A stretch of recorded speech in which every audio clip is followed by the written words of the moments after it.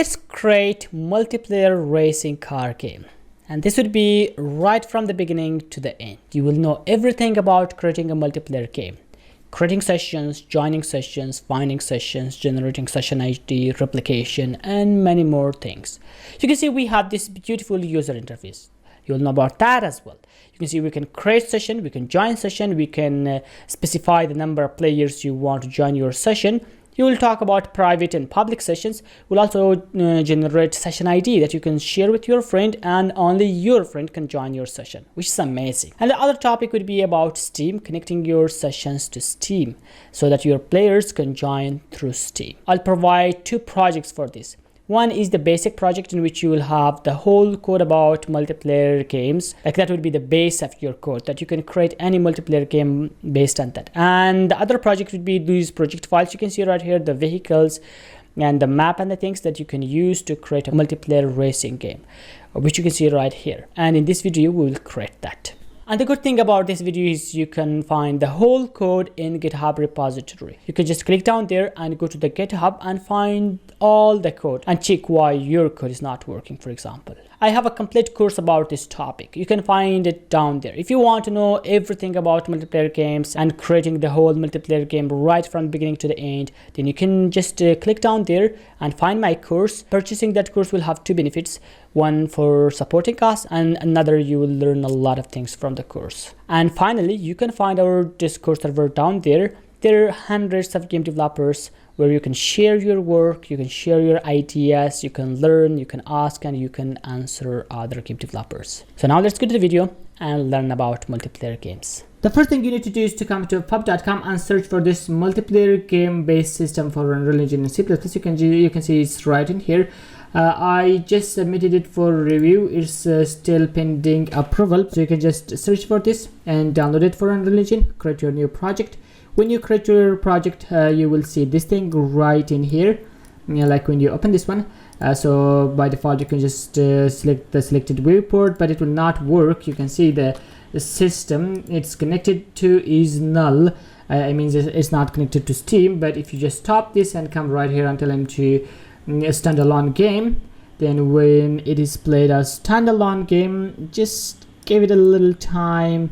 It is right in here. You can see it's connected to Steam, and when you start game, it will go to the lobby and you can just play like this. And when you package the project, like you just stop the game, you can just come here and package the project and send it to another computer. And then while you play there, that will work just fine. Like you can start or host the game on one computer and play the game on another computer.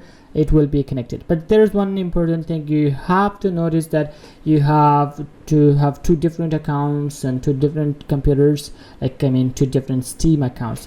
Only that way it would be connected correctly. But there's one more thing you have to notice. Down there you will find the link, this link. You can just come there, this GitHub repository of all this code. You can see here are all the commits you can check out, which changes we have brought from the beginning to the end. You can see lobby map, joining sessions, and you can see project. These are just the reset. And there you can see we have these delegate handles and disable menu buttons and many more things. You can find all of them in here. So you can just come here and find out what we did in win announcement. You can click on there and you can see all this code is written just in this lecture. You can come here and download the whole project code from here as well. Like just come here and download it like that. Now let's create our own multiplayer racing car. So now you can see everything is working. We have the menu, we have the multiplayer game, and that's great. But the goal of this course is to create a racing car with multiplayer functionality. So we want to create this car, but that should be multiplayer. And now we have this whole multiplayer thing that works for any shooter game or any other multiplayer game, but still the focus is to create a multiplayer racing car game. So the first thing you need to do is to come to plugins and here search for Chaos Vehicles. You can see here we have this Chaos Vehicle plugin. You need to enable this plugin, that way you can use the Chaos Vehicle. It will tell you to restart the project and you can easily restart the project. After restarting the project, now you have the Chaos Vehicle plugin, which is really important. And when you enable the plugin, now you need to go to the resources of this picture and download a project that is an Unreal Engine project. You can download that, and after downloading that you can open that. When you open that project, you will have all these tools. So that will open with a default map. That's all right. You can come right here and open this map from here. You can see here we have these maps. You can open this map right in here. This has this assets, audio, and all these things we need for this project, the sound effects and the map and the things. So you can download this and then open the project and then select this whole contents and right click on them and tell him to migrate, and it will ask you do you want to migrate all these files? Well, you need to select all of them, and then you will tell him okay. Now you will come to your project location, and then you will come to contents. Remember, you have to select contents, and then you can tell him select. There you go. It will migrate a lot of files. It will take a little time.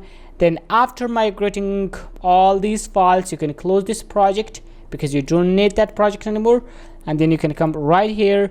You will find the maps in here, and now you can open the race map like this.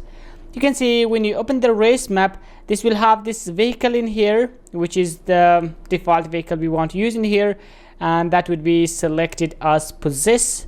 You can come in here and search for possess. It's possessed as player 0. If you don't know what possess is, possessing is the possessing any pawn class by default without having any game mode, but we'll talk about creating a game mode just in the next lecture. But for now it is possessed, and when you play the game, I'll just play this in selected viewport like this. You can see this is a complete vehicle with this camera system, and you can drive this vehicle. Like you can see, the whole driving system for this vehicle is working. It's just simple driving car that you can create in Unreal Engine. If you don't know how to create a vehicle, I'll just give a link in the description of this lecture that you can just go and watch the video. It's just like something you can do in half an hour or something. Like, it's very simple in Unreal Engine, and the good thing is all this movement, all this thing is replicated by default. Like, you don't need to enable anything. All you need to do is to go to the default of this pawn. Like, if it's not enabled by default, you can come in here. We said from blueprints you can simply enable something from the class defaults and then search for replicates, and here you can see replicates, and that is true. That means this whole class is replicated, its movement, the looking around things, like the whole thing is replicated to all the clients, which is a very good news. If you don't know creating a vehicle in Unreal Engine and you want to learn it, you can just go to the resources of the lecture. Otherwise, you can continue to the next lecture, and in the next lecture we'll make this vehicle a multiplayer vehicle. Now let's talk about maps and game modes. There's one important point. When we start the game, we don't want to start the game directly right in here. Like when you package the game and it's published, it's not like this. When you come right here and you start the game, like directly play the game, it's not what game does. Game starts with a default map, like then there's a menu thing, and when you click the menu, you go to the lobby, you wait for the players to come, and when you have enough players, you want to go to the final map and play the match. This is the place we want to play our main game. Like, this is the main map of the game, like the racing map. But there we need two other maps. We have the other map that's called lobby map, but one more map is required, and that is for the start menu. So if I come right here to this esports sample, here you can see right in here we have these maps, and this is the main map. I'll just take the main map and bring it to our maps. I'll just tell him just come right here, and I'll copy this map into there. Now if I come back right here to the maps, I'll tell him this is the start map like that, and if I open the start map, you can see start map has this functionality, and that looks great.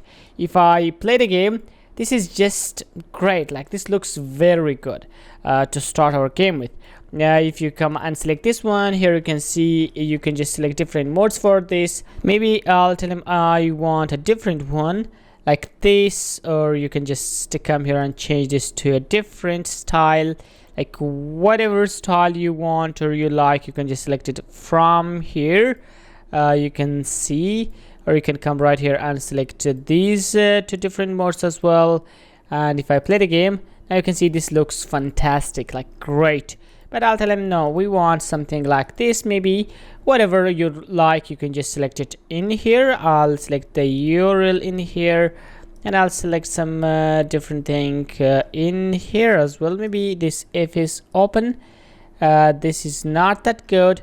You can just select a beautiful design from here. Maybe I'll tell him this backgrounds, that looks good, that looks a little better.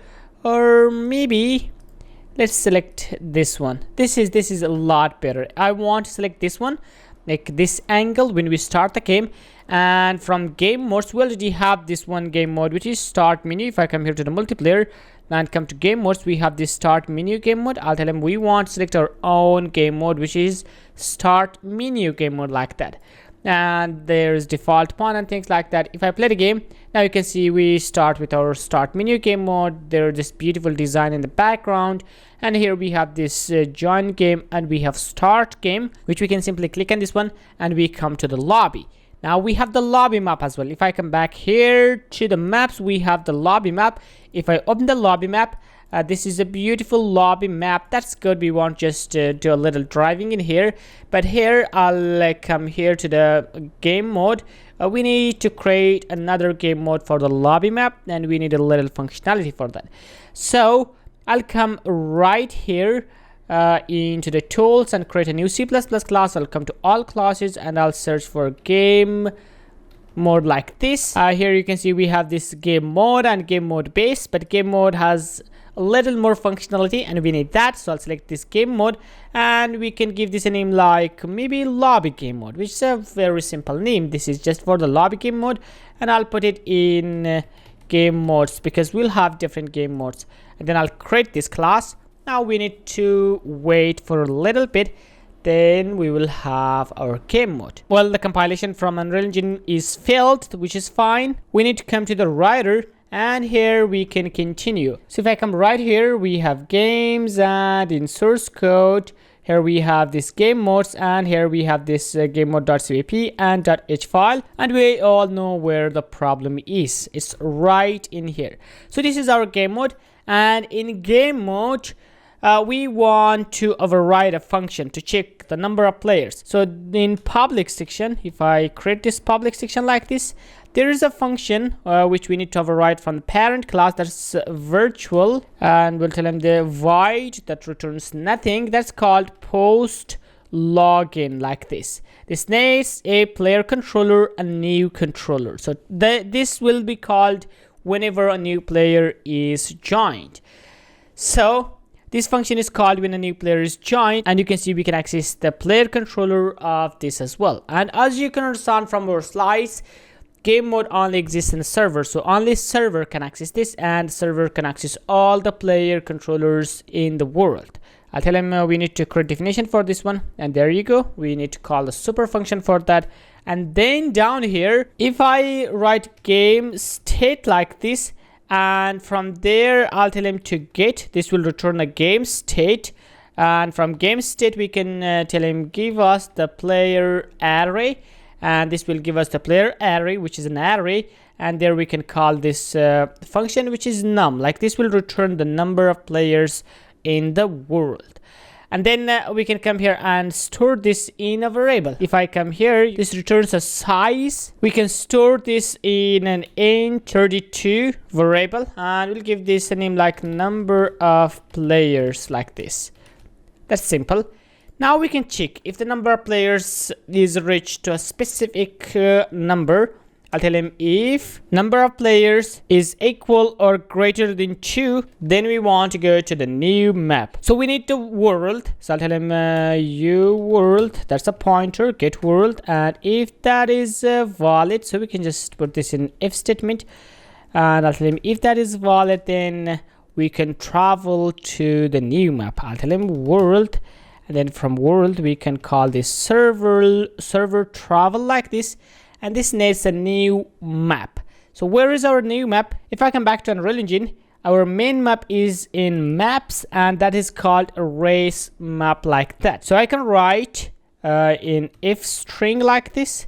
I'll just tell him from game go to maps, And in maps, the name of the map is race car. Let's make sure that's correct. Race map actually. So I'll tell him race map, and then we need to add question mark and tell him listen like this. There you go. It will make the travel. It will get all the players and take them to the new map. But we want to use seamless travel. This is very important. What is the difference between seamless travel and non-seamless travel? In multiplayer games, seamless travel is a kind of travel that directly happens, like the player goes from one map to another map. But non-seamless travel is a kind of travel that disconnects all the clients from the server and then loads the new map and then reconnects all the players again and then take them to the new map, which is not a good idea in some cases, because if you have some networking problem or things, you may lose some or maybe all clients. So that's why it's a very good idea to use seamless travel. But with seamless travel, there comes a new problem that sometimes there might be two big maps at the same time, like one map, the current map is opened, the lobby, and you open the main map. Before it unloads the current map, it will load the main map, which is a little problematic. So that's why we need a transition map for this as well. Transition map works in the background, so when it is available at the time when the game unloads the lobby map and loads the main map. So we'll create the transition map in a moment, but before that I'll tell him just b use seamless travel. This is a variable and starts with b, means it's a boolean variable. I'll set that to true. So we want to use seamless travel. We don't want to disconnect and reconnect to all the players, which is not a good idea. Now we need to build the project. I'll just hard reload it from here, and there we go. After hard reloading this, now this will work. We have a game mode. I'll come to multiplayer and come to game mode. So I'll create a blueprint based on that one. So I'll search for lobby game mode, this one right in here, and I'll tell him this is BP lobby game mode, like that. And I'll open this lobby game mode. In here we need to change some settings. First one, we need to search for use seamless travel. Sometimes this happens, like we enable this in the C++, but it's still not enabled. So I'll tell him use seamless travel. That's the first thing. I'll compile and save everything. And then the second thing we want to is to come down here and change this. Here we have the default pawn. I'll change that to our own class, which is BP sports vehicle based, or maybe red child. Like these are the two variables, like two different vehicles we have in here. And there you go. Now I'll select that one and then I'll compile. I'll come to lobby map, and in lobby map I'll tell him we want to select our own lobby game mode. Here you can see this is lobby game mode. I'll save everything. If I play the game, now you can see we start with this vehicle, and that's the lobby, which you can just play like this. If I come back right here to the maps, you can see this is the maps. I'll come here and start with start map like this. This is where the game starts. So we will start the game like this. You play the game, you start the game, you will come to the lobby, and in lobby you will play for some time, like until other players join, like 2 or 3 or more players. Then it will take you to the main map. We'll talk about that just in a moment, but before that, we said when we use seamless travel we need transition map. So I'll come right here and create a new empty map, like completely empty map or level. I'll tell him new level. I'll select this empty level like this. I'll create that, and I'll need to save that in maps. I'll call that transition map like that. I'll save that one. Now you can see it is right in here, and we need to come to project settings, and in the project settings I'll search for transition map. Here you can see we have transition map, and we need to select transition map, which is right in here. I'll select the transition map, and yeah, that is great.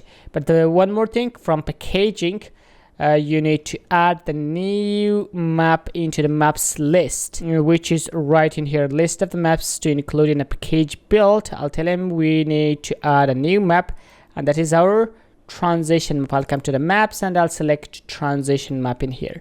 There you go. Now the transition map is available, and we can package the project, it will work just fine. You can see we can just play the game, and that is kind of great. You can just play the game, and here you go, you just go to the new world. So before we check everything, I'll come right here to the main map. You can see here, this is the race map or the main map of the game, in which we have this vehicle and we can play. We need a new game mode for that as well. I'll come here to the game modes and create another game mode. For now, I'll make it a child of game mode like this, but maybe in upcoming videos we'll make a C++ class for this as well. So I'll tell him create this one, and I'll call this BP and call it main game mode like that. And I'll open this one, and in here you can see the default pawn. I'll select the default pawn as the red child for now, and there you go. That's all you need to do in here. And I'll close this one as well. Let's close this one as well. But there is one thing. We need to come right in here to the project, to the world settings, and here I'll select the main game mode like this, and that's great. I'll select this vehicle and tell him possess. We don't want to possess this anymore. I'll disable that one, and we can actually remove this because we have the player start, 1 player start, 2 player starts, and 3 player starts in here, and that's enough. We will just start that. Now if I come here and play the game, you can see we start, and that's great. But there's one more thing.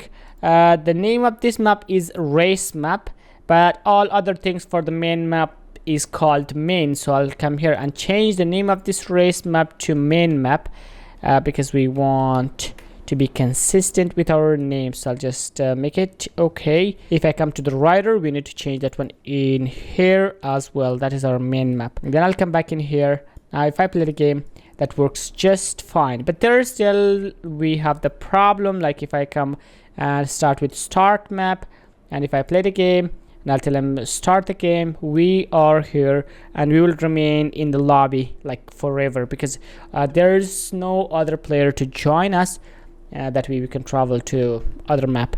Okay, so now we need to come back right in here to the project settings, and in project settings I'll come here to the maps and modes, and in maps and modes here I'll select the start map as the main map, in here as well, start map like this. And then I'll need to come to the packaging. Down here in packaging we need to add one more map, because now we created one more map, and that is lobby main map. We need to add that one as well. So we need to add 4 maps. The first one is this third person map. Well, that's not important. Lobby map, transition map, main map, and the start map as well. So I'll add the start map in here as well. All these maps should be in there. And yeah, this is now the main map. Now if I come here, this is the game we have. We'll start with this start map, and then we'll continue to the work. I'll save everything, and then I'll come here to the package, and then I'll package this for Windows like this. I'll remove the old one, and there we go. I'll select this one, and there you go. After packaging the project, I'll send this to my another computer, and then we can check how it works. So I packaged the project and I send it to my other computer as well. I'll come right here and tell him start the game in here. Now you can see we are right in here, and we can just move around, we can drive around, and that is kind of great. And the other computer, I'll come and tell him to join the game.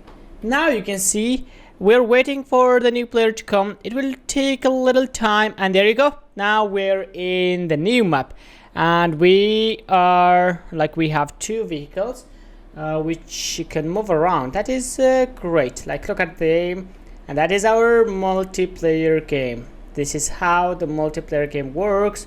We can just drive around, and that looks amazing. This is the game we created. So we have 3 maps. We have different maps, and we have menus, we have different game modes, and all the things work. We start right from here, then we continue to our work, like have lobby, and after lobby you can just increase the number of players. Like you can wait for more players in the lobby, and then 3, 4, 5 or 6 players. But in my case, I think 2 players are good. If there are 2 players, then you can go to the main map, or if there are more players, they can also join you. So that's a great idea. and yeah, the good thing is it works. So we have one option that is like we can have multiple players to join our game. That can be 2 players, 4 players, 6 players, maybe 7 players, maybe 100 players. But the thing is, we want to choose that ourselves. Like, we want to choose how many players should be able to join the game we are creating. So if I come here and tell him to play the game, you can see we have join game and we have start game. I want to add some option in here that if someone wants to start a game, he can just choose some option, how many players he wants to join his game, and then he can start the game, and that many players would be joined. So I'll stop the game back, then I'll come here to the menu. You can see this is the menu we created, that is the start menu. And in start menu, here we have something, and that is called combo text string. So I'll come here and search for combo text string, not the key. We want to bring the string, and then I'll just bring that one right in here. I'll make it a little huge, just like that, and then I'll give this a name, something like number of players. That's a good name.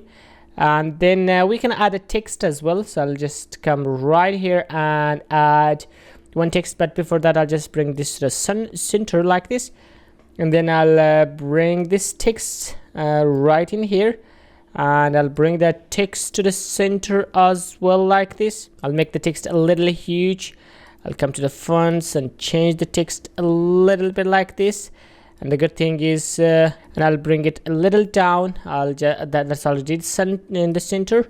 And now let's make it a little like this much, because I'll change this to number of players like this, so that someone can select number of players right from here. I'll just bring this one down here and this one up here like this, and there you go. Now if I compile and save everything, you can see till now we don't have any option. If I come here and play the game, there is no option to select from. So I'll come back right here, and now let's add some options. You can see here default options. We can add options. I'll tell him this is index 0. We have 2 players, index 1, 3, maybe 4, and tell him 5. And then from 5 we'll directly go to 10 maybe, and tell him you have an option to select maximum of 15 players. Like, it's not a good idea to have 15 players in here, but I'll just tell him, I'll just give an option to the players that they can choose between 1, 3, 4, like 2, 3, 4, 5, 10, 15 players that they can select. Now we can select these players. That's a good thing. How we can access this inside the C++, because we are doing that thing in C++. Well, that's very simple. I'll just take this one. I'll copy the name, and then let's come to the writer, and here I am. I'll come here to the start menu.h file, and down here I'll add this another U property, which is meta bind widget, and I'll tell them this is t object ptr. I've typed U combo. You can see we have a box key box string. The string is the one. I'll tell him forward declare that like this. You need to forward declare this one up there, and then I'll tell him this is a number of players like that. That's it. It should be the same name. Like, yeah, that's the exact name we have right there in the blueprints. Now we have this in here, and if I come in here when we start the game, when initialize, start game clicked, when we press this key we want to create session. But before that I want to access the number, the thing we have in there. So if I come here and tell him number of players, you can see this has a lot of variables and functions, but one of the functions called get selected option. We have get selected index and option, but we want the option. Now you can see this returns a value. If I come here, if you're using Visual Studio you need to include the header file, but in Writer it will do it automatically, which is kind of great. If I come here now, you can see this returns if string, but we don't want if string, we want integer. So the good thing is, if I come here in Unreal Engine, we have something that's called fc string, and in there we have a function which says a to I, like this. And this function takes a string value, which is this one, and that returns integer value. If I come right here, you can see this returns int 32, but we need to dereference this one. Now you can see the error is gone, like that. Now I can store that in int32 and call that num players, like that. Now you can see we can access that integer value we selected in there right in here, which is kind of great. Then we want to pass that right here to create session, and that we will be able to select number of public connections. If I come back to this function, I'll press F12, that will come right in here in this multiplayer session subsystem.cpp file. This needs a parameter. That parameter should be int 32, and we can call that num players, like that. And yeah, of course we need to add this to the .h file as well. I'll come here to the .h file, and right in here I'll add that one in here as well. Now you can see we have this num players, and now you can see num public connections. It's 10 by default. We don't want that to be 10. I'll just tell him to num players. Now you can see that way we can set the number of players we want, like how many players should be able to join our game. And there's another thing as well, that's like this match type. We call it pro multiplayer game. We can also select this from there, like from the start menu. That's very simple. The first thing, I'll come right here, I'll just tell him this is if string, and I'll call that match type, and then I can initialize that to text, and we can call that maybe like yeah, that pro multiplayer, like that. That's the name for now, or maybe we can just copy exactly the same name in here, because we're using that somewhere else as well. So that way I'll show you just in a moment, but that's a pro multiplayer game. It's in here. And one more thing we need to do, I'll come right here. We need to add one more parameter to this create session. That should be of type if string. We can call that match type. And yeah, we need to copy this one and add this to .h file as well, like this. There you go. That's it. But the thing is, we need to come here to .cpp file, and this needs two parameters now. The first one is number of players. I'll just select this num players, and the second one is match type, like that. That is great. I'll come back to .cpp file in here, and instead of passing this name, I'll directly pass that match type. You might be thinking, okay, what was different in here? Like it's the same thing we did, but this will use this thing in upcoming videos a lot. This is a really important thing, this match type, because you'll be creating our match ID. That every match we're creating in our game will have a unique ID that you can share with your friends, so that your friends can join your game. Like there can be 100 games, but you want to invite your friends to your game, they can search specifically for your game, which is a great idea. So now when you compile the code, like I'll just close Unreal Engine and compile the whole project again. There it seems like we have a problem. If I come back to start menu.cpp file, this says this match type hides a class member somewhere. So we can change this to something else, like maybe match type name, something like that. I'll just add a name like that. So this should be a little different. I'll save this one, and then I'll tell him match type name, like that. And hopefully that will fix the problem. Let's run this again, and that fixed the problem. Now you can see Unreal Engine will open after successful compilation. Now if I come here, now we can select the number of players we want to join our game. If I come and play the game, and here we can select the number of players we want: 2 players, 3, 4, 10, or 15 players. You can have as many options as you want, maybe, and then we can directly start. But there is one thing, we need to select a default value for this one. If I come here, selected option, like the default one, I want them to be 2, because by default there is no option. Look at this, by default we don't have any option, so which is not a good thing. That's why I'll tell them selected option by default, that is 2. but people like players can change. Now you can see the default value is 2, but we can change any value between 2, 3, 4, 5 like that, and then we can start the game, wait for the players, and when the players join we will be able to play the game. And now you can see we have this game. We can start the game and we can select the number of players, which is kind of good. But the thing what we want is we want to generate our own session ID, and that we would be able to connect our own sessions. Like there can be 100 players playing the game and there can be 100 sessions in the game. So what if we want to play with our friends? That way we need a unique session ID that we can share with our friends, and our friend can join our own session, which is a really important part of multiplayer game. So I'll stop this. And now let's go to C++ and do this. As you can see, I'm in writer, and here we need to create a new function. I'll come here to multiplayer session subsystem.h file, and I'll come down here in private section or maybe in public section. Sometimes maybe you'll need to call this function outside of the class as well, but no, I'll come here and create it in private section. I think that would be much better. I'll just tell him generate custom session ID like that, and then I'll come here.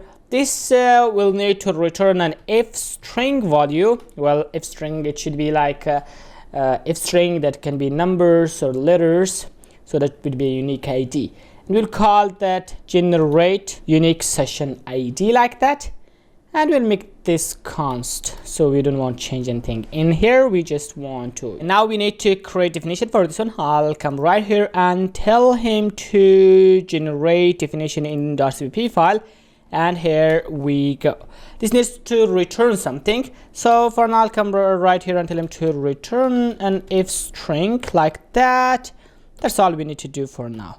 So we will not have that error, you know. So now we want to generate a unique ID. Which kind of ID that should be? So to make it more unique, the first thing we want to do is to get the player name, like the player who made the session. And then the second thing, the most unique thing we ever have, is the time. So we want to add a time in here, like that should be, if I create a session, that should be called like Rahmat, and then the time I create the session, we can count the time by seconds. So let's say that was a specific second, specific time that I created that session ID. That would be very unique. So that's the second thing, time now. So how we can get the time, like the right now time, we'll talk about that, and how we can convert that to seconds, we'll talk about that as well.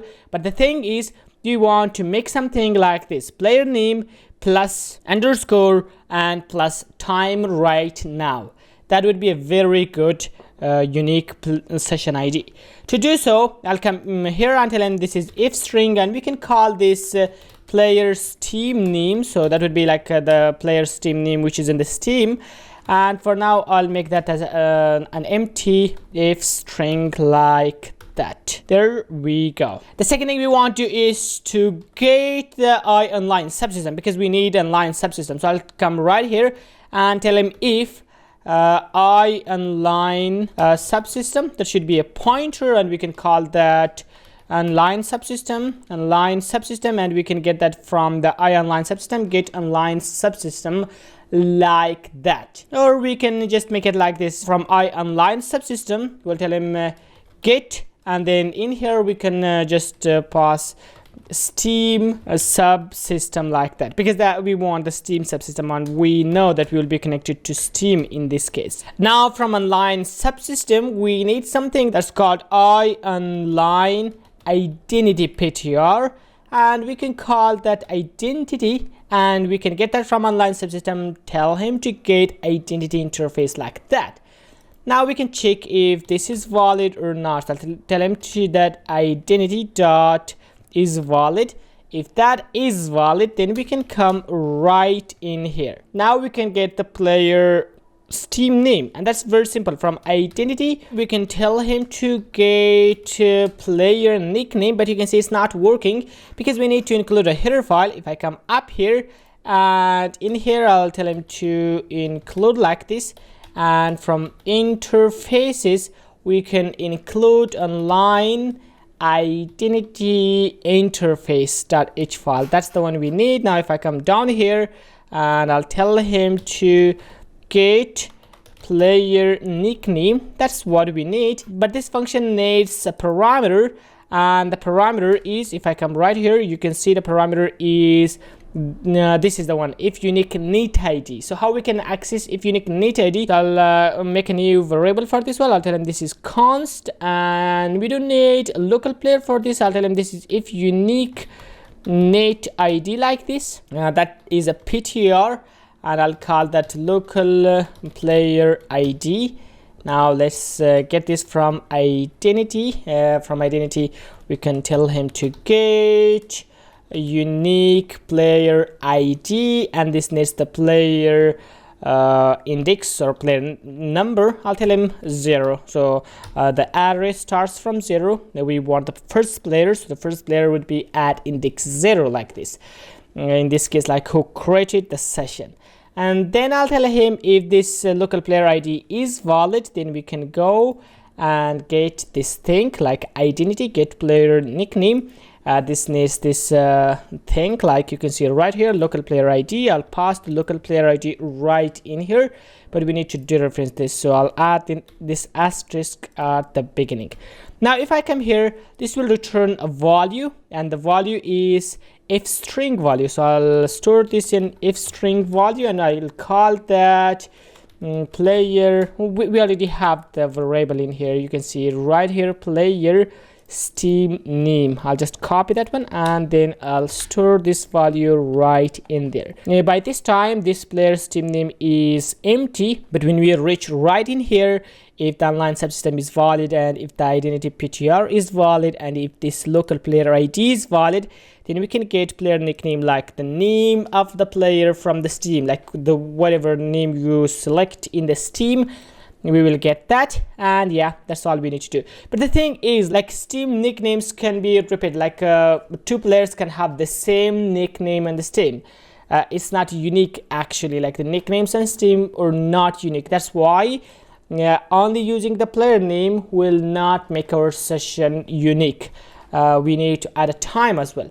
So the first thing is we need the player Steam name, and we have the Steam name, and that is kind of good. By this time we will have this player Steam name. Now we can come down here. The other thing is we need time. So in Unreal Engine we have something that's called if date time, like this, and in here we can access the time. And as you can see now, like we have a function that's called now, and this will return time, but it will return the time, like the time right now, date time right now. We won't convert this to unique timestamp. First I'll convert that, and then I'll tell you what does that mean. So I'll tell him to unique timestamp, like that, and this will return, if I come right here, this is returning int 64. So I'll tell him this is int 64, and I can give this a name like time stamp, like this, and I'll store this. Now let's talk about what is timestamp. I'll come to Google, and now let's search for the timestamp. Timestamp starts from the January 1st of 1970 till now. Is the number of seconds passed from that time till now. Like it's number of seconds. If I open this one, right now it is like this number, like every second it is changing, like it is increasing by 1 second. And yeah, this is the number of seconds. This is the most unique thing we have. Like this is the time started from 1970, from January till now, and it is going on. So it is the unique thing we have for the time, but it is a really huge number. Look at this, it's a very huge number. We cannot use this huge thing in our session ID. We will have a name and this much numbers. It would be like too much. It's very difficult. That's why we want to use only the last 4 digits of this number. So this will still be unique, but it will repeat itself every 2.5 hours or something like that, because this will repeat the time after 9,999 seconds, because we will take the last 4 digits of time, that we will have the name of the player and then the time like the last 4 digits. So it will repeat like every 2 hours and 47 minutes or something like that.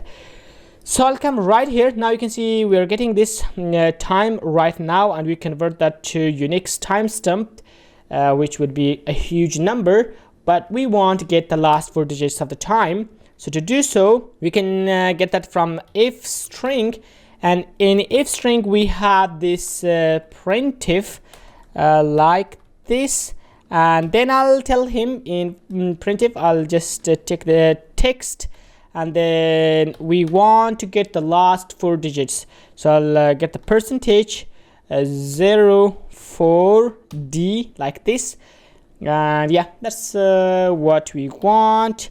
And then I'll close this, and we will get the timestamp, but I'll get the timestamp the last 4 digits of this only, and I'll just get the reminder of 10,000 like that. Now you can see we will only get the last 4 digits of that one, but the reminder of the last, like the reminder of the 10,000, which is like the maximum number for that would be 9,999. That's exactly what we want. And now we can return this. Instead of returning empty if string, I'll tell him we want to return a player name, a player's team name.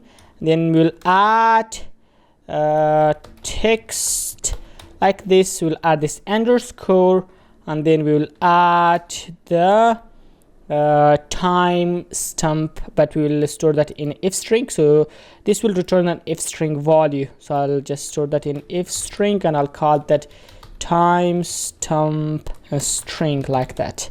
I'll store that right in here. So we'll get the last 4 digits of the time, like the unique time from starting from 1970 till now, and we'll store that right in here.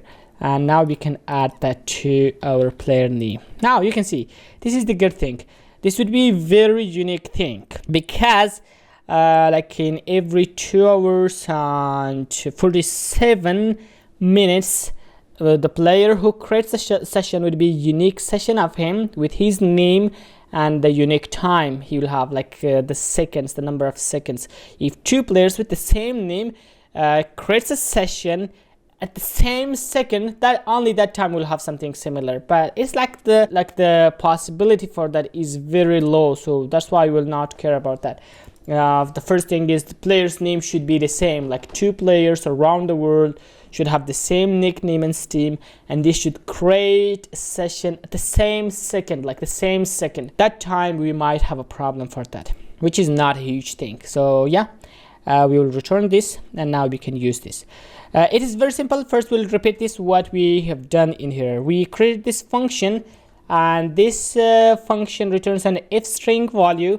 The first thing we do in here, we create an empty if string variable, and we call that player's team name, like the Steam nickname of the player. Then we get the online subsystem, and then from there we get online identity PTR, and then from there we get the if unique neat ID of player 1 who created the session, and then from there we get the player nickname. When we get the player nickname, we store that in that empty variable, and then we get the time right now, and we convert that to unique timestamp, which is the number of seconds started from 1970 January till now. And then we get only the last 4 digits of that time, and we add that to player name and return it. Now we can use that right in here while we're creating the session. If I come right here, we have this function which is called create session, and this is the session name we have, like match type. Actually, match type is some kind of like session name in this case. So I'll tell him we can create our own we can create a unique session ID for this one. So I'll come here and I'll create an empty variable in here, right in here. That would be if string, and I'll call that like current session unique name, like that. That's a huge name, but that's a good name as well. And for now, yeah, I'll just make it empty if string like that. And yeah, that's what we do. That would be empty, and I'll get that value. And when we want to create a session, I'll assign a value of this match type into that. We can add a value to this, which is called generate unique session ID, like this. Now you can see what we're doing now. First we do this match type. Match type is like the name of our match type, which we set right in here in start menu.h file. If I come down here, we have match type or match type name, which is pro multiplayer game, and then we add this thing into that, generate unique session ID into that. So this would be the most unique session name we ever have. Then later on we can remove the match type from that, because well, we don't need to search because we don't want to add that to our session ID. We only need to use the generate unique session ID. You can do this, or you can just directly use the generate session ID if you just want to use that thing. But I want to add that match type as well, because this way it would be more unique to our game. Like we'll have our game name, then we'll have the player name, and then we'll have the time. That would be the most unique thing we can ever have. Now we can get this current session unique name. I'll copy that one, and wherever we use this match type, I'll apply that. So you can see here we have the session settings. We set this match type. I'll set that to current session unique name, like that. Do we use this anywhere else? Match type? I don't think. If I search for this, we use it 3 places. That's the 1, 2nd, and the 3rd. Yeah, that's all we need to do. So now we will have this unique name. But how do we know that it is a unique name that we have? That is a very important thing. Like now, by changing this name, we will face some problems. We'll talk about that just in a moment. But before that, I'll just come down here, and when we create the session and find session completed, and join session completed, and create session complete in here, yeah, I'll just print it right in here. I'll tell him if this Eengine is valid, then from Eengine I'll tell him add and screen debug message. This needs this key. I'll add -1 into that. This needs display time. I'll add 50 seconds into that. This needs color. I'll tell him this is if color. I'll make this green. And the last thing, this needs the if string. So I'll add this if string, print if session created. I'll tell him no, session name, like that. And I'll add %s into that. Now we name the session name. Yeah, I'll add the session name, and I'll convert that to string, like that. And yeah, that's all we need to do in here. I'll add an asterisk in here as well, so we'll convert that to C type string. That's all we need to do. So I'll just save everything. Now let's start the game. We will check. Now this time we'll have a different unique name for our session. That would be like starting from our game name. Okay, now we have a problem, and that is declaration of online subsystem hides class members. That should be right in here. Yeah, because I think we have something similar. Online subsystem. I'll tell him online subsystems team, like this, so that it would be a little more unique. Now you can see you'll add Steam in here as well, and yeah, I think that is fine. Now I'll just compile the code again, and there we go. After successful compilation, Unreal Engine is opened, and that is great. I'll come here and tell him play a standalone game, so that will be connected to Steam, and we can use Steam Online subsystem, which is kind of great. So now I'll tell him start the game. When we create, you can see session name is game session. That is not the unique name we wanted to create. Let's see what is wrong. Yeah, that's the thing. We don't want to print session name actually. If I come back in here, where is create session complete in here. So we don't want to print this session name. We want to print our own generated session name, which is called current session name. So if I come right here, that we stored right in here, current session unique name. I'll just get that one from here, and I'll just print it right in here, because that is already a string. So that's all we need to do. Now I'll save everything. Now let's compile and restart Unreal Engine again. And this time, after successful compilation, I'll come right here and play the game again, a standalone game, and let's start the game. Hopefully this time it will work. I'll tell him start game, and here you go, pro multiplayer game, and then my Steam name is Rahmat, and then we have 7550, which is that unique time. If I close this and if I start that again, this time you will see a different name. If I come here, like the name would be the same thing, but the time should be different. If I come here, you can see it is this time is different, 7572. If I stop the game again and start the game again, it will be different this time. Let's see, here we go, I'll start it again, and this time you can see it's a pro multiplayer game Rahmat, and that time 7588, which is kind of great. So this is how we can generate a unique session ID for our session, that we can share that with our friends and they can join our own game. In upcoming videos, now we'll fix a problem that we have, because now we're searching. If I come here, when we want to join a game session, we are joining the wrong session. Look at this. We check if the match type is pro multiplayer game. After this, it's not only pro multiplayer game, because this time we added a name and a unique time, so this will not work anymore. If you just compile and package the project, this time you create the session, but you cannot join the session from another computer, because the session name is different this time. And we'll talk about this, how we can add some buttons to the menu, that if player wants to add a session, like if he has the session ID, then he can add the session ID. If he does not have session ID, then he can join a random session. So the good thing is now we have our own session ID, but there we have two scenarios. The first one is if a player has a session ID and he wants to join a specific session, and the other thing is if someone does not have any session ID and he wants to join any session available on the internet.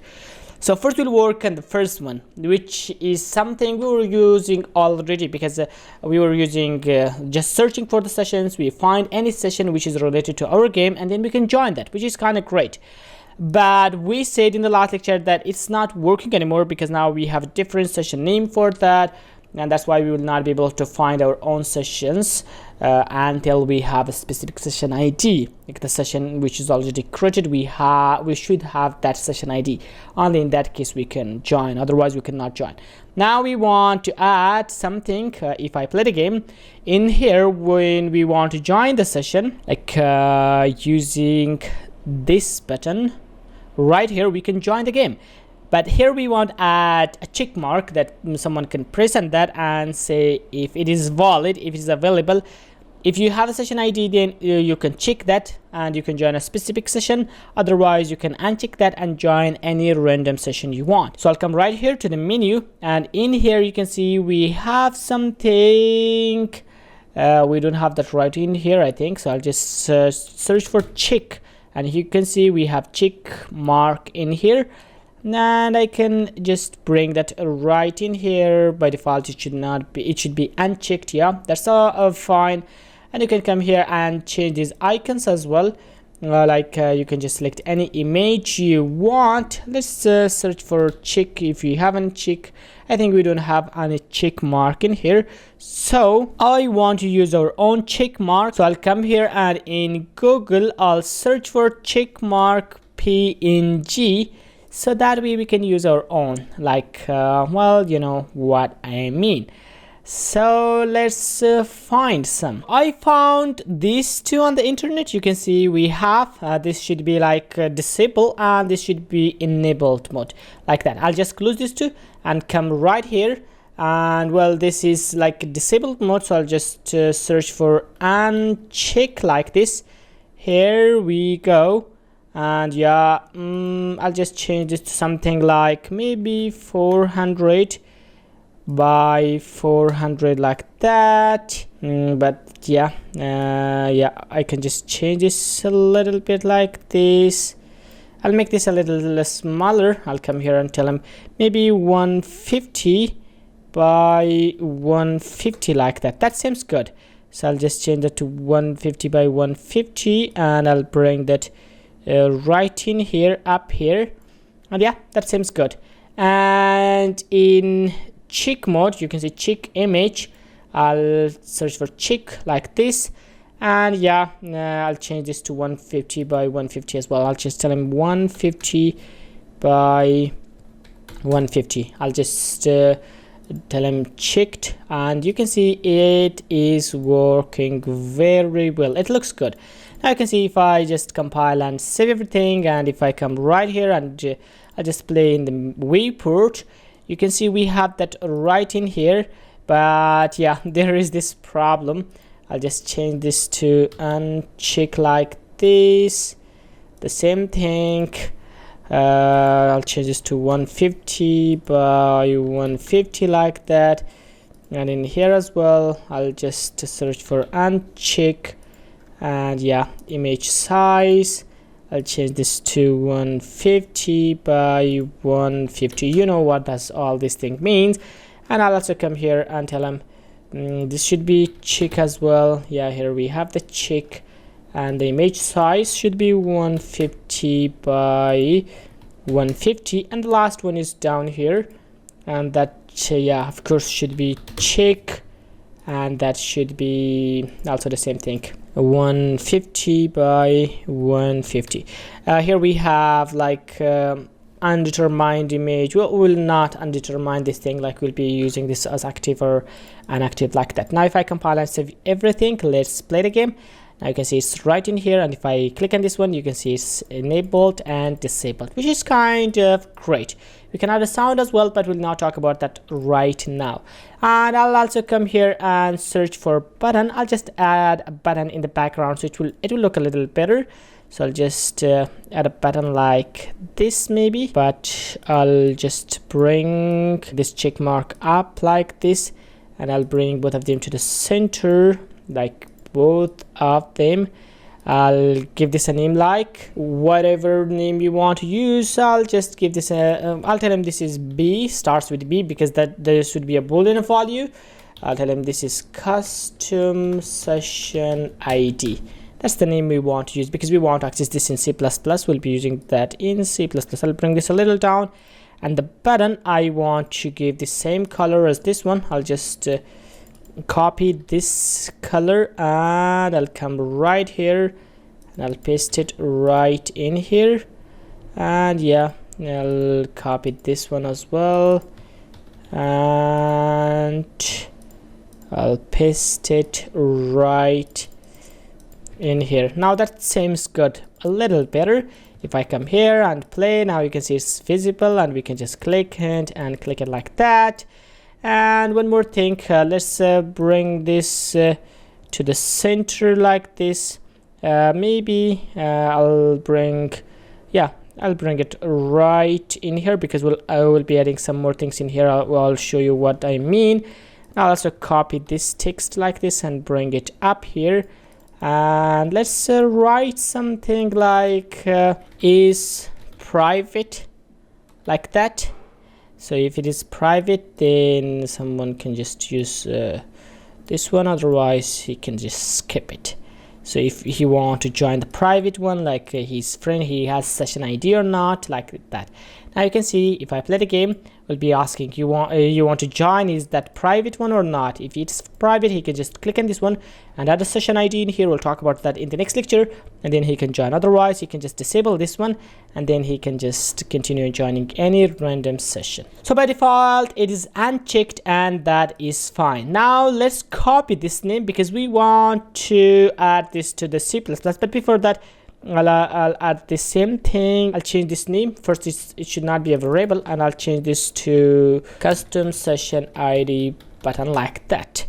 And this is the text. I'll just copy this one and tell him custom session ID text like that, so we can see what's going on in here, and that is something good, I think.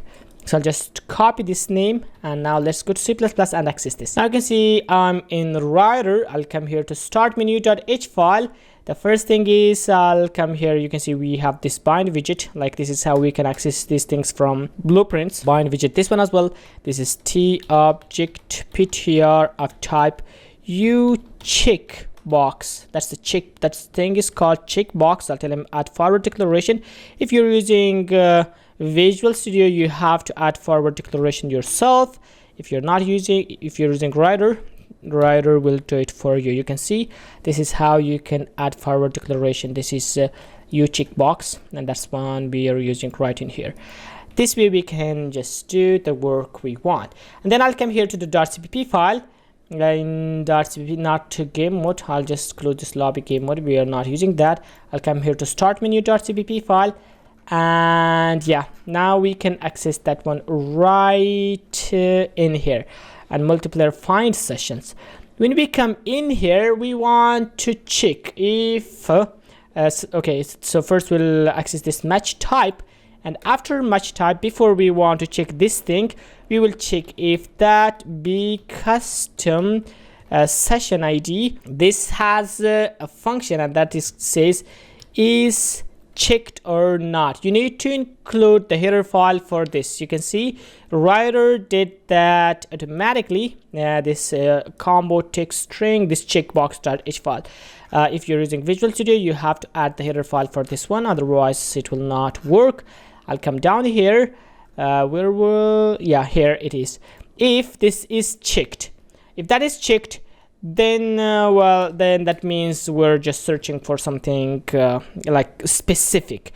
Else, if that is not checked, then that means we are just trying to join any random session, and in that case I'll just cut this from here and paste it right in here.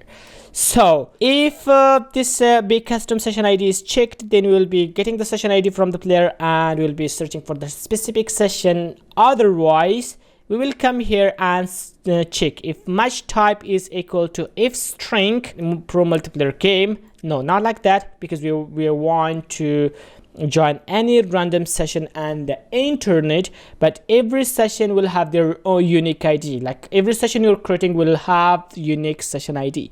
So that's why we cannot find it with this name, but we can find it with something like from this match type. Okay, I'll just add this thing. I can check if match type starts with, you can see we have a function that says if match type starts with this if string pro multiplayer. I'll tell them no, if it's not equal to this thing, but if it starts with this pro multiplayer game. That's all we need to do in this case. This will have a second parameter as well. If I come here, this thing has this search case. Yeah, now we can just add that one. I'll tell him a search case sensitive, like that. That's all we need to do.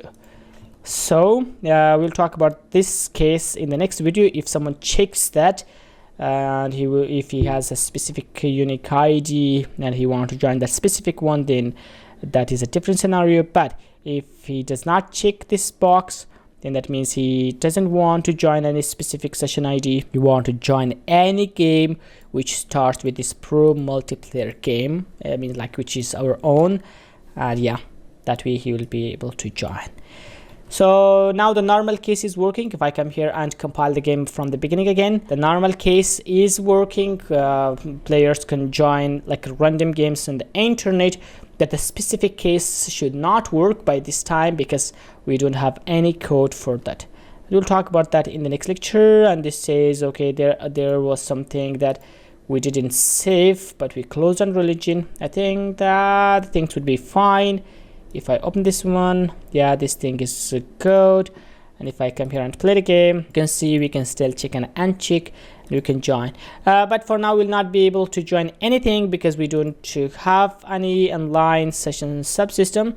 but like you can see, we have unique time and we have everything, unique session ID and things that we created in last lectures. And that's the great news. And now let's play the game. This looks great. We have this option if we want to join our own session or not, but it's not doing anything yet. Like, I mean, we did some of the work, but we don't have any new session ID. Like, we don't have any place for new session ID. How we can do that? So I'll stop this, then I'll come right in here, and here I'll search for editable text. You can see we have this editable text, multi-line. This is the one we need. This is called text box, and that is editable text. If I bring that one down here, you can see this is a child of editable text, so it means this text is editable. Then I'll make it a little huge like this, and I'll bring it to this location like that. And yeah, I'll write here like this is hint text, and we can add the default text as well. I'll tell him this is a new session ID like that. You can see it's right in there, and we can change some of these things in here. I'll just select this one, and then I'll copy this color because we just want to give him the same color, and I'll come here and tell him this is the color we want to apply in here. And yeah, there we have some other options as well that we want.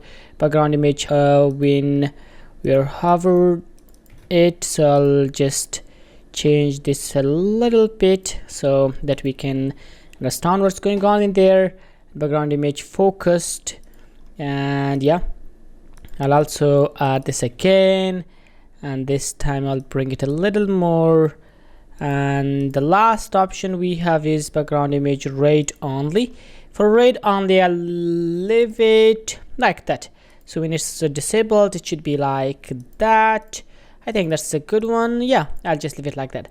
And there we should have text for that. Foreground down here, let's find is read only. By default, I'll set it is read only. Yeah, by default it should be read only. When we change this, it should change, and we'll talk about that just in a moment.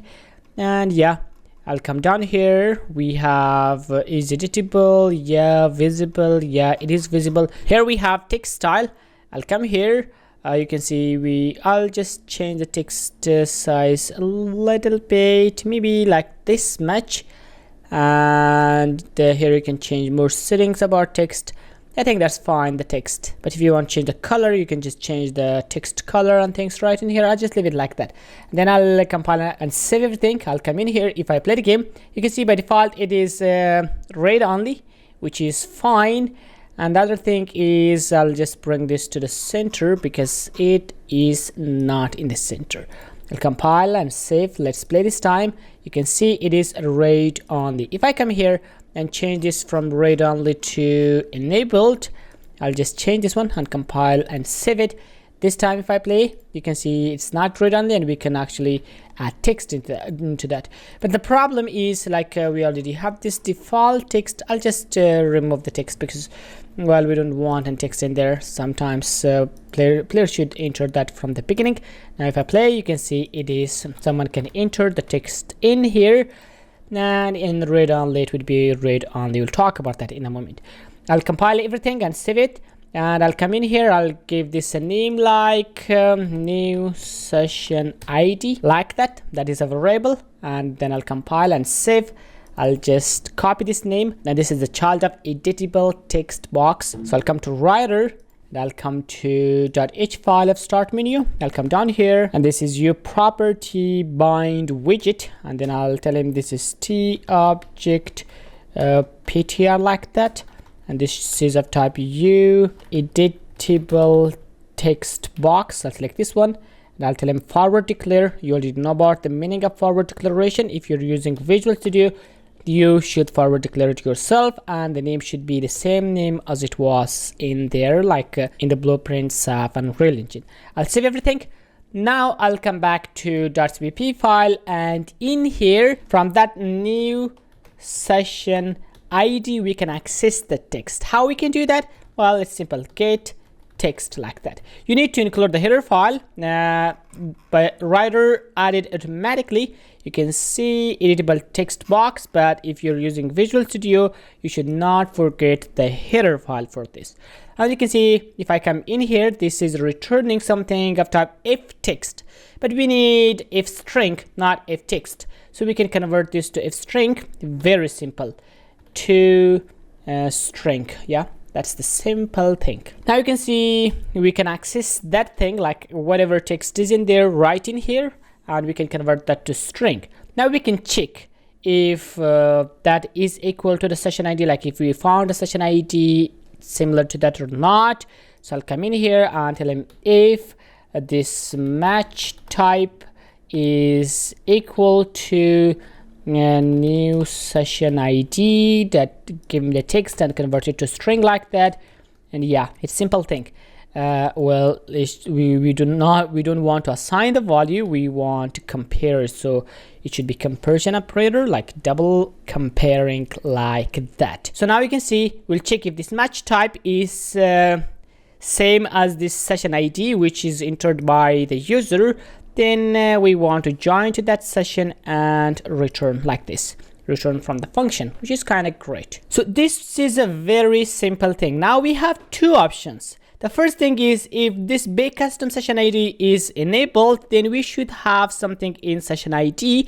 And if that session ID, that text box, if that text is equal to match type, like if that is a correct session ID, we will join to that session. Otherwise, we will not join to that session.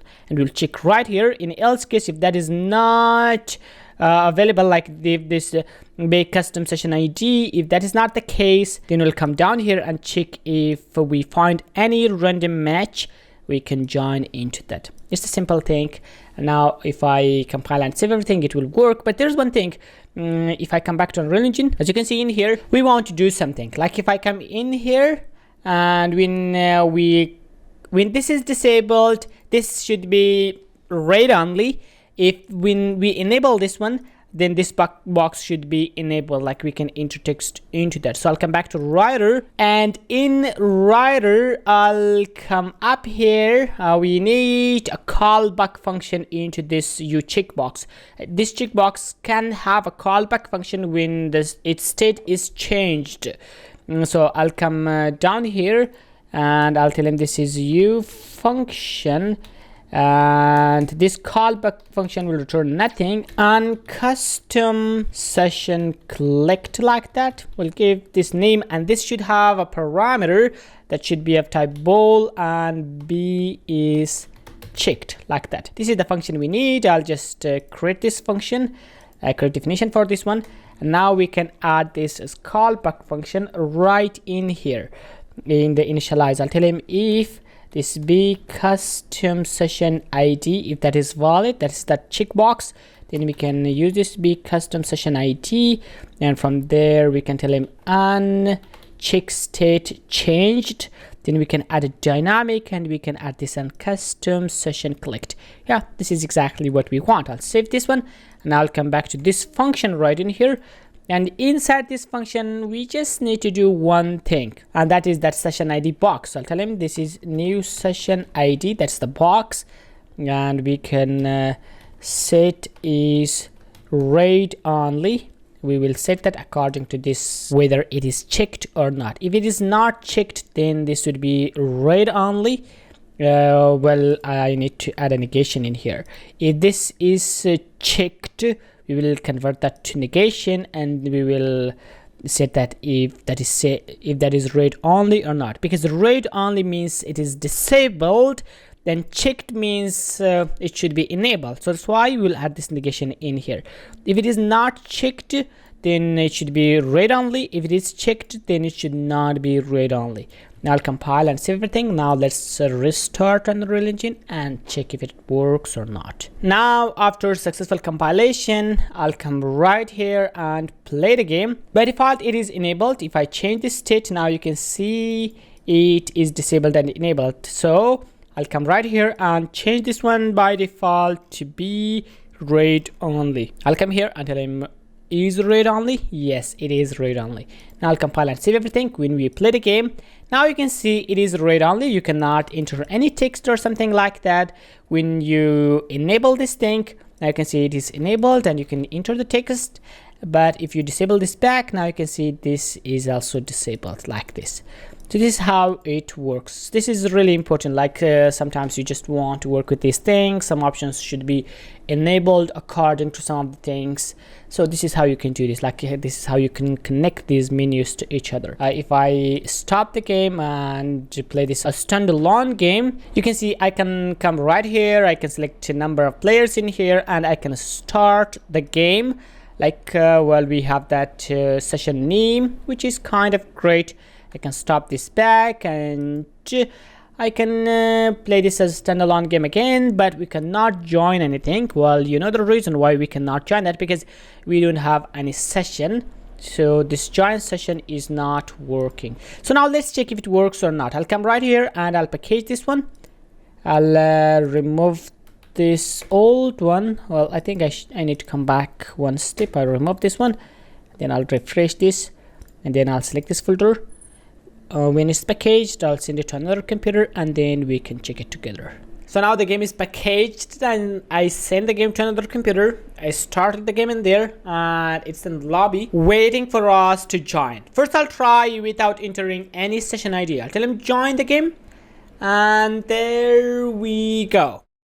Here it is. You can see we joined the game and we can just move around like this. It's a multiplayer game and that works correct, which is great. So now without knowing any session ID, we were able to join the game like a random game.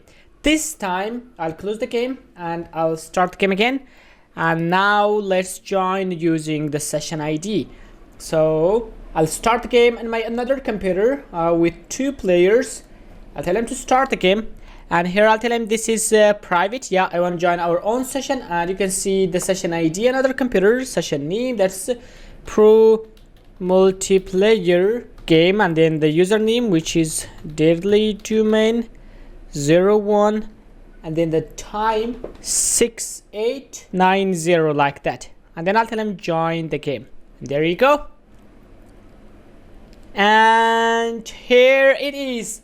We were able to join the game again using our own session ID, which is a great thing. You can see the 2 players are playing the game together.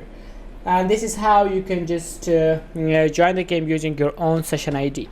But the session ID is too long. Like session name, we called it session name. It's very long. We don't want that long session game name, so it takes a long time.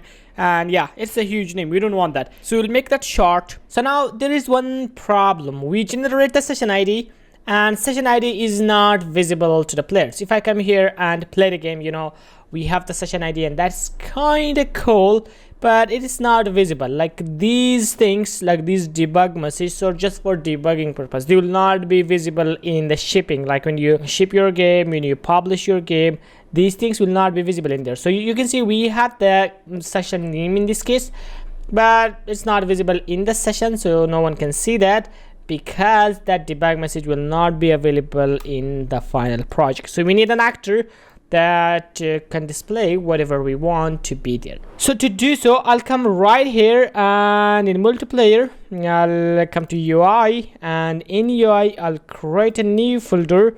And I'll tell him this is for session ID, like that, because we want to display session ID in there. And then I'll right click on this one and tell him we want to create a user interface. We want to create widget blueprint, and that would be user widget like this. I'll call that WBP user widget blueprint. And then I'll give this a name like session ID, something like that. Then I'll open this one. And in here I can add a canvas panel, which is not required, but I'll just add it. And then we can add a beautiful background in here as well. So if I come right here, I'll tell him you want to add image. So I'll search for image like this. I'll bring the image in here. And yeah, I'll just make it a little huge like this. and then I'll come right here to the brushes, and in image there is some image that is with these tools which you added to the project, that's called T control icon, like that. And I'll change this to T control icon, but you can see it's well, we have this text in here, so that's why I remove the text, and you can import this new picture. So this is the one you need to import. This is just a picture, and then I'll bring that one right in here. You can see that's the same thing, but empty. We don't have anything in there, and that is kind of great. So this is the one thing you need to add, and there's one more thing, that's the font. So you need to add that font as well. That would be in the resources of this lecture. So you need to come right here. I'll give in UI, I'll create a new folder for this, and I'll call that fonts like this. I'll open this one, then I'll tell them to import, and this is the one you need to import that. And then would you like to create a new font asset? I'll tell them yes, and there you go. Now we have the fonts as well.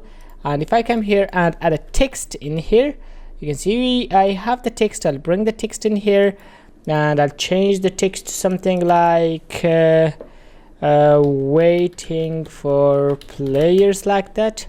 So it means like we are waiting for the players. And then I'll select this one again. Now let's come down here. We have fonts. I'll select this other font. And this font, this one, yeah, this is the one you want to choose. I'll make this huge like this. This is a really good font, but I just want to write this thing like this, waiting for players. That's what we want.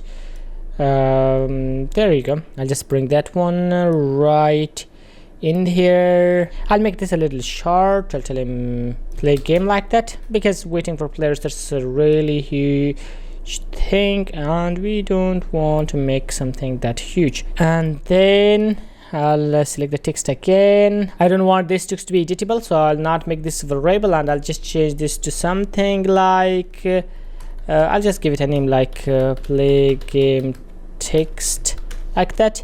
And I'll give this one a name like background. That's background image. That's play text. We need one more font as well. You will need to import that one as well. So I'll come right here to fonts. Let's import that one. This is the new one we need to import. I'll just import that one, and yes. Now here we go. And then I'll come here. I'll add another text in here, and I'll tell him this is session ID, like that. And this would be the session ID we have. I'll just change this a little bit, not that huge, maybe 70 or maybe 60. I think I'll change this to 60, like that, and bring it right in here. And I'll tell him this is session ID text, like that. And there we need one more text as well, but before that I'll just change this text to our new one, not this one actually. I'll change it to, I think, yeah, this is the one we want to change it to.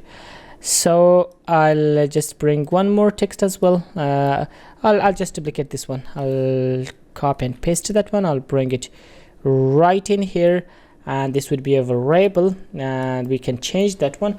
I'll call that session ID. This is the ID, and that was session text. Session ID can be like player name, and then that can be a random number like this. So yeah, this is what we want in here. I'll just bring it a little this side, like that. You have to make them the same place. So this is I'll just change this one and y, this both of them should be 90. So I'll make this one 90, and I'll make this one 90 as well. And now you can see both of them are the same location, like that. And then I'll compile and save. You can change all these fonts, like I'll change this one as well to anyone you like these our new fonts are really good ones, so they look good for games like this one. I'll change this one to this, not this one, maybe this one, or you can change it to this one. This looks a little better, I think, but it's really huge, so I'll just need to change the button size a little bit as well, like maybe this much, and I'll bring them a little this side like this.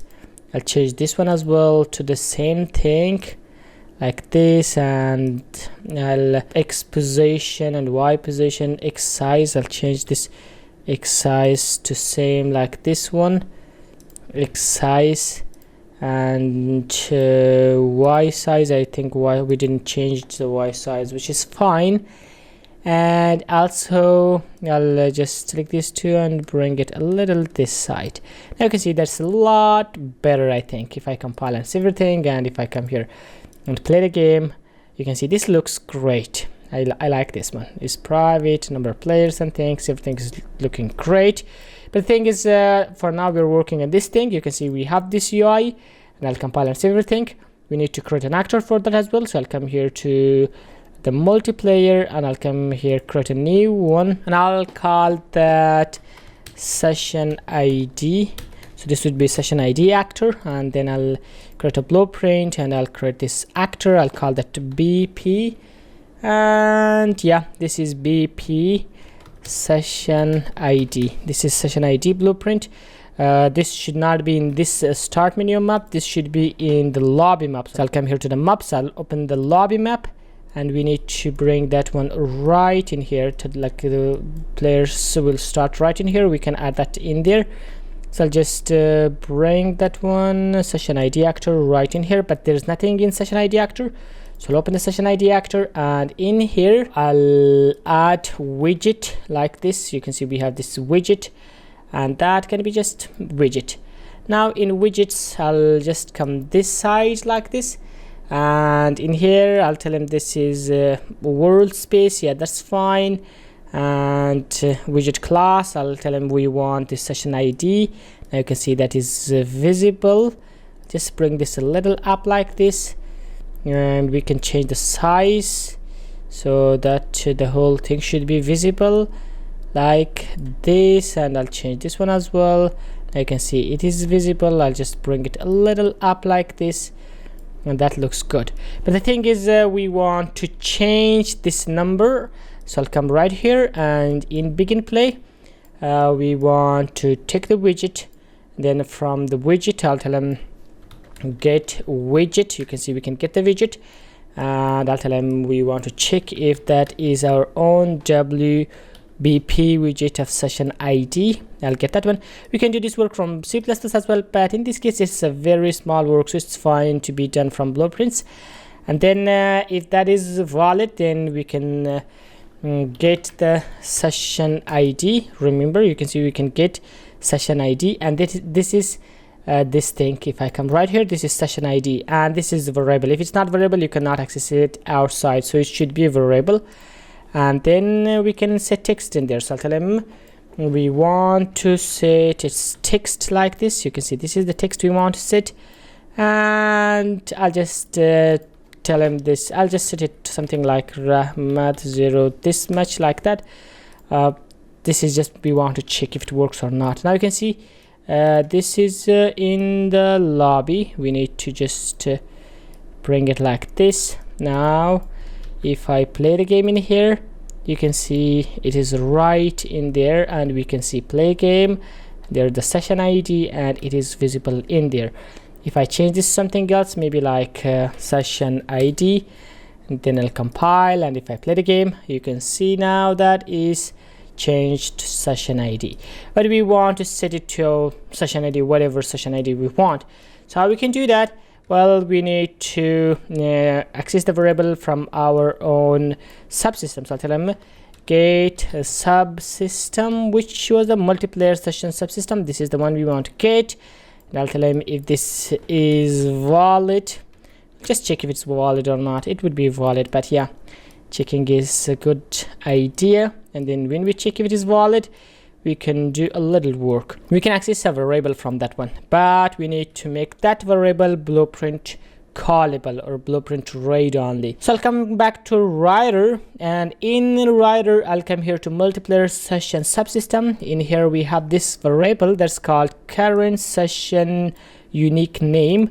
So we need to change this. So I'll add a u property into this one, and I'll tell him this is well, it is not editable anywhere. I'll tell him this is blueprint rate only, not rate. Oh, I don't want it to be rate right. I'll tell them it's rate only, and I'll add a category of multiplayer sessions subsystem, which is our own subsystem.